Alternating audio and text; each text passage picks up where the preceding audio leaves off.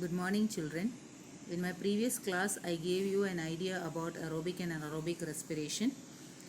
In aerobic respiration, the glucose molecule is broken down into pyruvate, which is further broken down into carbon dioxide, water, and energy. The first part, glucose to pyruvate, takes place in cytoplasm in absence of oxygen, whereas second part of the reaction takes place in mitochondria, which forms carbon dioxide, water, and energy. And in anaerobic, it would be completely in the cytoplasm. The entire reaction from glucose till ethanol and carbon dioxide takes place in the cytoplasm.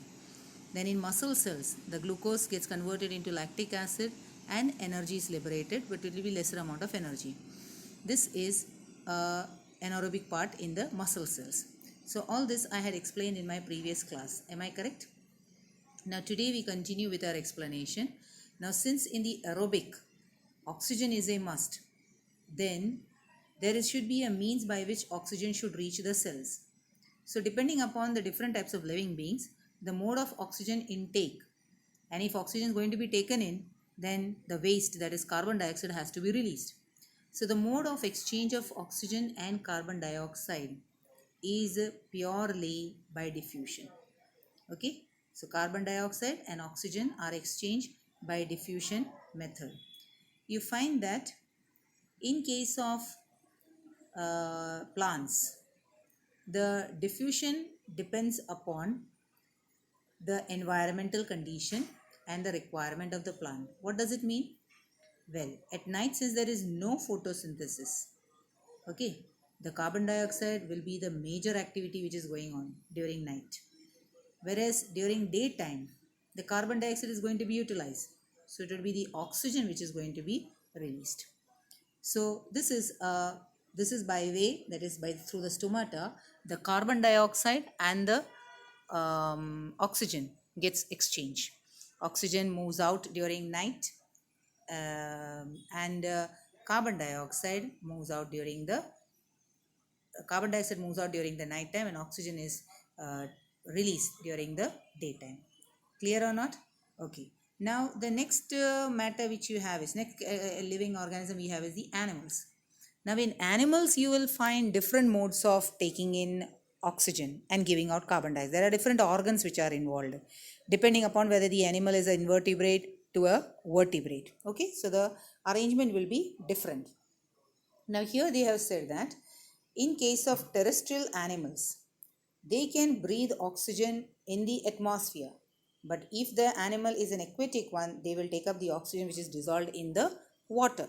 So again the organs which are involved will be different. Correct?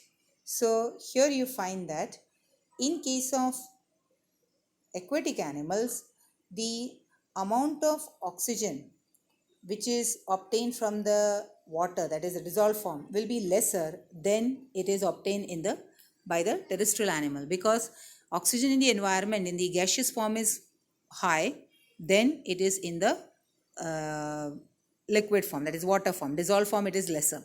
So therefore the aquatic organisms, their rate of breathing will be faster, and that is explained over here in the previous activity. Here they have said that if you are having an aquarium and if you observe the fishes in the aquarium, you'll find that they are frequently opening and closing their mouth, or the gill slit section keeps on moving very fast. The rate is very fast. That is because they have to take in the oxygen that is in the dissolved form, for which the movement becomes very faster. So this is sometimes a question which is asked: the rate of breathing in aquatic animal is faster. Why? So the reason is the amount of oxygen which is dissolved in the water is lesser than it is there in the air. Clear? Now for the terrestrial organisms, you will find that there are certain conditions for the oxygen to be taken in. What are these conditions? Let us take up. It is said that all the organs will have a structure which will increase the surface area which is in contact with the oxygen rich surface. Means number one requirement is the animal's organ which is going to be involved in the exchange of gases should be in contact with the atmosphere. That is the first requirement. Second requirement is that particular region should be very fine and delicate. That membrane, that surface should be very fine and delicate. Okay. A third point which is not mentioned over here is that that region should be moist.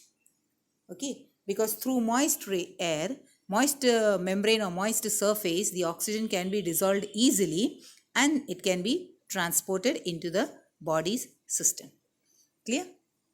So these are the requirements which you come across. Number one, I told you, is that the body should be in contact, the surface should be in contact with the oxygen rich atmosphere. Number two, the surface should be fine and delicate.